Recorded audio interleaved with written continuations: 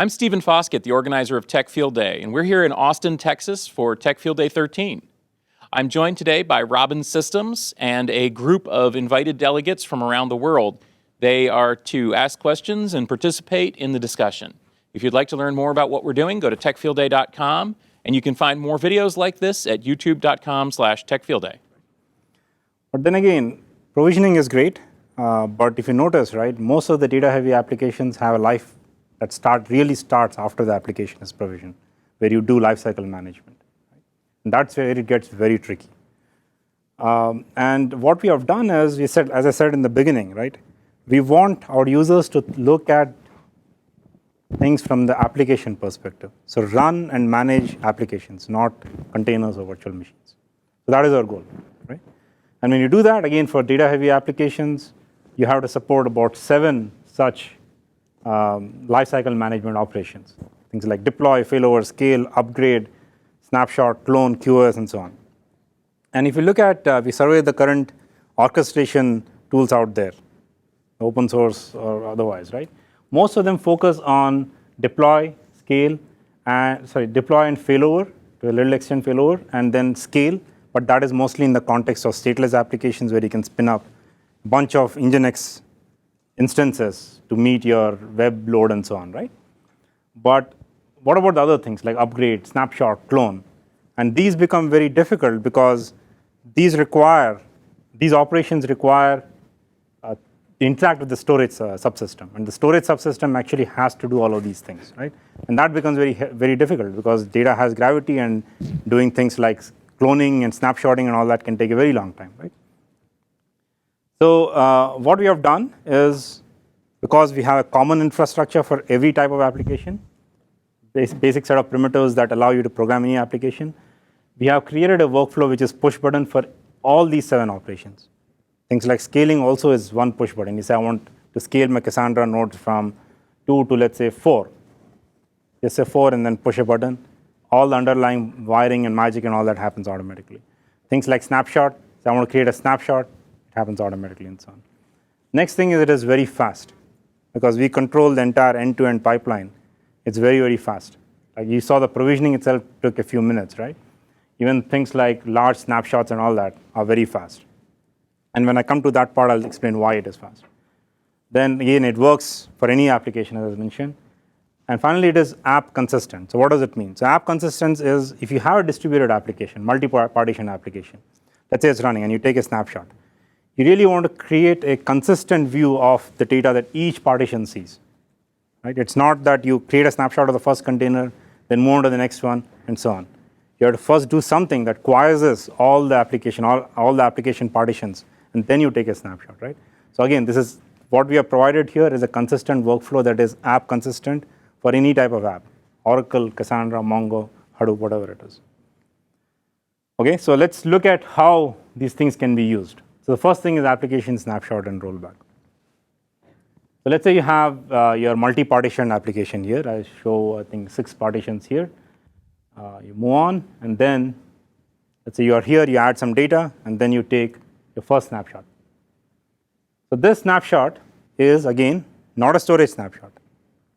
It is an application snapshot. What does it mean? So what it means is you look at the configuration of your application, which includes your app configuration, container configuration, storage configuration, and network configuration. You take a snapshot of that. You take a snapshot of all the data volumes that are attached to these containers, right? And then you also take a snapshot of all the SLA policies that you have defined, things like affinity rules, anti-affinity rules, and all that, so that when you clone or when you recreate another app from that, those policies are also adhered, right? So this is a complete app level snapshot, right? And again, this is done with a push of a button without really having to individually go and tell each component to take a snapshot. So let's say you move on, you add some more data, you take another snapshot, move on, and take another snapshot. So here, if you notice, right, if you look at these the storage icons here, the first one had green, and then when I moved to the blue, so it was here. So as you can see, only the incremental changes are snapshotted, right? And the reason for that is we do redirect on write-based snapshots underneath at the storage level, and that's why only the incremental changes are kept. Right? Now, let's say you go to a larger cluster, right? Now you had a 6-node partition cluster, 6-partition cluster. You move to an 8-partition cluster, right? So the application itself got reconfigured. It's not a problem at all. Again, you push a button and you take a snapshot. Right? So add some more data. Let's say you create another snapshot. Now at this point, let's say that you were to move forward, and then you were to upgrade your cluster, and it was a bad upgrade. Something went bad. You did a schema update or whatnot. Something got screwed up, right? Or you had a data corruption. What do? So you would again push a button, and you would basically restore your entire application along with its state, along with its data, along with its configuration in a matter of seconds or minutes, right? So let's contrast this. So this is with Robin, right? So let's contrast it with what you would do if you had to restore a Cassandra cluster, right? Because this example is a Cassandra example. So you would start with doing things. Somehow the alignment is off here. But you would start with stopping the Cassandra cluster, then you would go and restore the files from backup, then you'd have to go and run some scripts that will basically reconfigure Cassandra and so on. It's about 6 steps or so. And then you have to do that individually with each and every container in the Cassandra cluster. Right? During this time, the application is of course down, it's a very long time, it's very laborious and so on.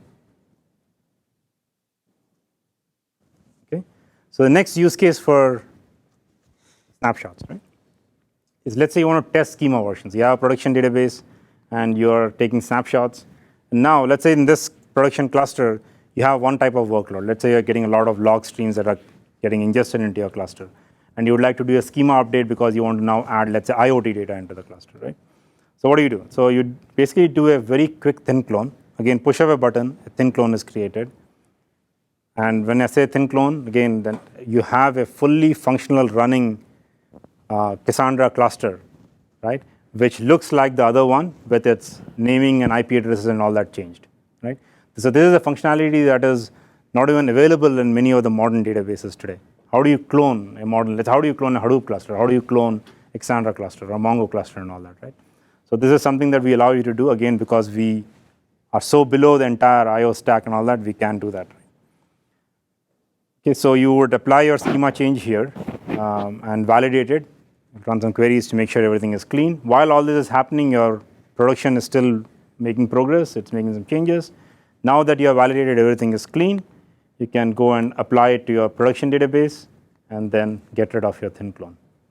Right? So it makes it very easy for anybody to upgrade, do schema updates, and do any query optimization without really impacting your production cluster.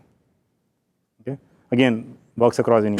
So does it merge the changes between the active production running application and the thin clone that you just made? So this is the workflow that I talked about is a schema update and validating whether you can upgrade or not, right? Okay. So usually when that happens, you're just changing the schema part, right? You're not inserting more rows into the old database. Okay, right? But so it doesn't overwrite the data that's come in between the time you It does not overwrite, okay. No. Okay, so the next one is application time travel, right? So let's say you have a production cluster and you create a clone master. And this clone master is basically continuously getting change blocks from the production cluster, right? So it is keeping up to date. Now what you would like to do is you won't have multiple members of your team come in and spin up clusters at will, right? To do some queries, to run some reports and so on. So you could go and create a bunch of snapshots as data is coming in. You could schedule them, or you could take a point in time. At that point in time, you can take a snapshot. And then you could use our time traveler, right, where you can keep moving between one version or the other. And you would basically bring up a cluster in a matter of seconds or minutes. The entire data, configuration, everything. Only its network identity and name has changed, right? So it's almost like what you have with your Mac. I think it's called time travel, right? It's almost like what you have for your file system. You have done that for your entire data-heavy application, and which again works across multitude of applications like Oracle or Cassandra and so on.